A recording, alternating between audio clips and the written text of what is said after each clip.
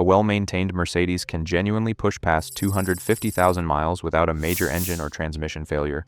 Reaching that mileage depends heavily on the model, engine, transmission, driving conditions, and maintenance history.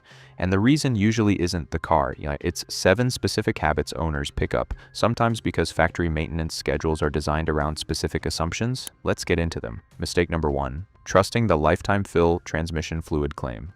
A lot of owners hear lifetime fluid on the 7G-tronic or 9G-tronic and take it literally. Never touch it, never think about it again. Sounds efficient? Sounds like something Mercedes engineers would know better than you. Here's the problem. Lifetime in Mercedes speak does not necessarily mean the lifetime of the actual vehicle under every driving condition. Mercedes uses filled for life or similar wording differently across models and markets, so the correct service interval should be checked by VIN, transmission, and owner's manual. Whose lifetime are we talking about? Certainly not the one you're planning on. The 9G-tronic's total fluid capacity can be around 9.5 to 10 liters depending on the variant, but a routine drain and refill generally takes less. That fluid isn't just lubricating us, it's carrying hydraulic pressure to the clutch packs that control every shift. As it ages, the friction modifiers can break down and the fluid can darken and pick up clutch material, and that can affect how cleanly those clutch packs engage. Left unchanged past 60,000 to 80,000 miles, you may start seeing harsh shifts, flare-ups between gears where the RPM jumps before the next gear catches, or fault codes tied to the electro-hydraulic control unit. On some earlier Mercedes automatic transmissions, the electronic unit may be referred to as a conductor plate, while the 9G-tronic uses an electro-hydraulic control unit, and terminology can vary by transmission. Fluid contamination can contribute to shift quality problems and component wear, but electrical faults, solenoids, mechanical wear, overheating, leaks, and incorrect fluid level can also cause similar symptoms. Replacing the relevant electronic control unit or valve body assembly on a 9G-tronic can run you roughly $1,800 to $2,500 depending on the vehicle, region, parts and labor, and in worst cases where clutch pack wear has progressed, you're looking at a full rebuild that could be north of $4,000. A fluid and filter service using the correct MB approved fluid for that transmission, roughly every 60,000 miles, may cost around $250 to $350 depending on location and workshop. That's the trade you're making by believing lifetime. Mistake number 2, ignoring the active service system countdown because it's not due yet.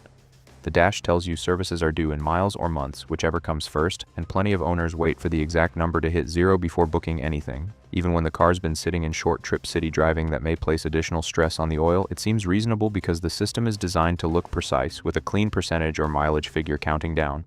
But active service system is calculating based on driving conditions. It's inferring from things like average trip length, coolant temperature history, and RPM pattern. It's not measuring your actual oil condition directly with a sensor in the sump. Short trips, cold starts, stop-and-go traffic, all of that can degrade oil chemistry faster, although the system is specifically designed to account for operating conditions, and owners who make frequent short trips may reasonably choose more frequent oil changes. Run oil past its real usable life and you risk sludge buildup, particularly around the timing chain tensioner. On the M276V6, a rattly cold start noise for a second or two can be related to insufficient oil pressure reaching the secondary chain tensioners on affected engines, and revised tensioners or check valves may be required. Camshaft adjusters or other components can also be involved, so degraded oil is not automatically the cause. A timing chain and tensioner replacement, which usually means pulling the front cover and involves several hours of labor, is $1,500 to $2,200. A slightly early oil service using the exact MB approved oil listed for that vehicle is maybe $150 to $200. If you do a lot of short trips or live somewhere cold, service on time or even a bit early, don't wait for the countdown to hit 0. Mistake number 3, using cheap or incorrect coolant during a top-up. This one's sneaky because coolant looks the same in the bottle regardless of brand. It's some shade of pink or blue or green, and people just grab whatever's on the shelf at the parts store when the low coolant light comes on. Mercedes engines, particularly the aluminum block units, need coolant meeting the specific MB approval listed for that vehicle, which may be MB 325.0, 326.0, 325.6, 326.6, or another approved formulation depending on the model and year. These are specific formulations designed around the specific metals and gasket materials Mercedes uses, including aluminum radiators, aluminum cylinder heads, and various rubber and composite seals throughout the cooling system. Mix in the wrong chemistry, even diluted with your existing coolant, and you may reduce corrosion protection or create deposits and compatibility problems over time. That can contribute to corrosion inside the cooling system and damage to water pump seals or other components, although it does not automatically cause galvanic corrosion, radiator failure, damaged seals, or head gasket failure.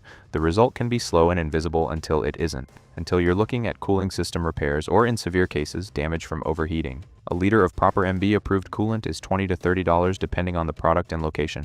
Always match the approval listed in the owner's manual or official fluid documentation, not just green coolant or universal coolant that claims to work with everything. Mistake number 4, letting the aromatic air suspension sag before addressing it. Owners often notice the car sitting a little lower, maybe a slightly rougher ride quality, and they just live with it, figuring air suspension issues are a someday repair since the car still drives and nothing's thrown a warning light yet.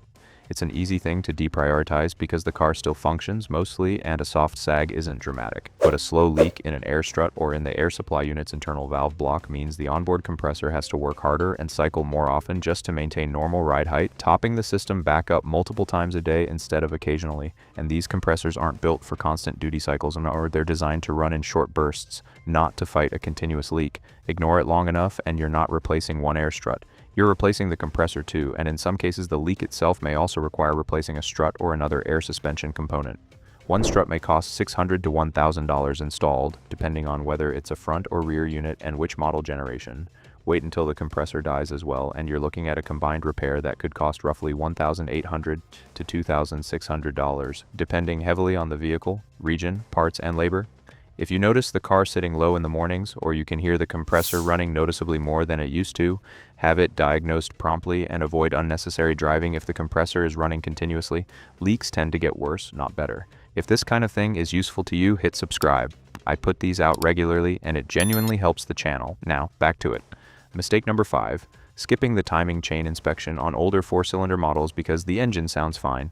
A quiet engine feels like proof everything's healthy, and to be fair, that's usually a decent signal for a lot of mechanical issues, and just not for this specific one. On the M271 4-cylinder, chain stretch and timing component wear can develop with minimal audible warning until it's fairly advanced, particularly on cars that spend a lot of time idling or doing short journeys where oil pressure and flow to the timing components never fully stabilizes. The M271 is known mainly for timing chain, tensioner, guide, and camshaft adjuster issues. It does not generally have the separate balance shaft module and balance shaft gear set associated with certain M272 and M273 V6 engines. By the time you hear a rattle, the timing chain problem may already have progressed beyond the early stage. Left unaddressed, you risk the chain skipping timing, jumping a tooth on the sprocket, which on an interference engine, where the pistons and valves occupy the same space at different points in the cycle, can bend valves when timing goes out of sync. That turns a chain job into a full top-end rebuild. A timing chain, guide, and related timing component repair around 90,000 to 100,000 miles is roughly $1,200 to $1,800, although there is no universal requirement to replace these parts at that mileage without symptoms, inspection findings, or service history evidence. A skipped timing valve repair is $3,500 to $5,000 or more if pistons get damaged too from valve contact. If your car's in that mileage range and you don't have service records confirming the timing components have been inspected or addressed, get it checked before it becomes an emergency roadside noise. Mistake number 6. Using poor quality or incorrectly specified oil filters to save money on a DIY service.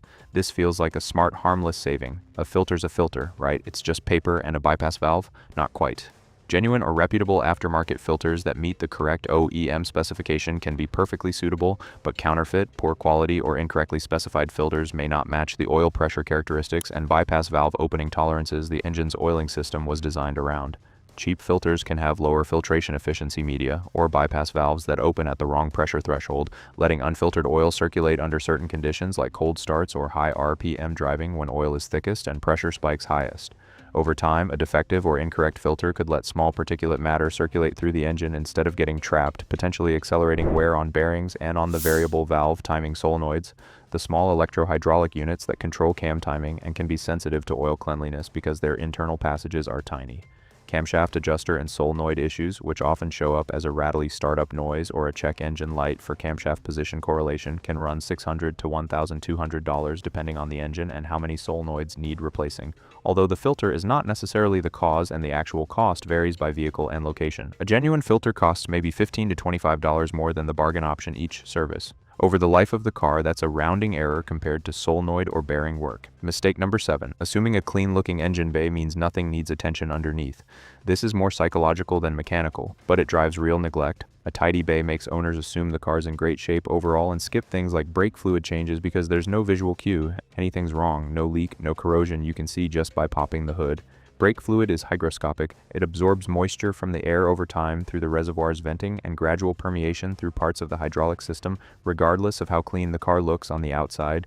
Moisture-contaminated fluid lowers the boiling point significantly, which can affect pedal feel and stopping performance under hard or repeated braking, like a mountain descent or a track day, because the water content can flash to vapor under heat and create a spongy, compressible pedal. It can also contribute to internal corrosion inside the ABS/ESP hydraulic unit, where moisture may sit against metal components and solenoid valves for extended periods.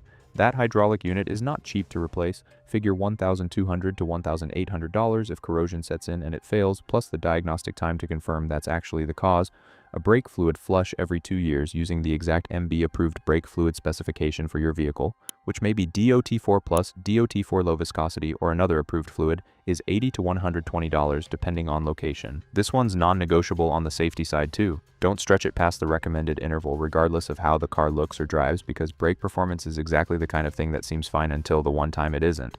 Bonus tip: don't ignore a slow-to-engage automatic transmission on cold mornings by telling yourself that's just how it is in winter.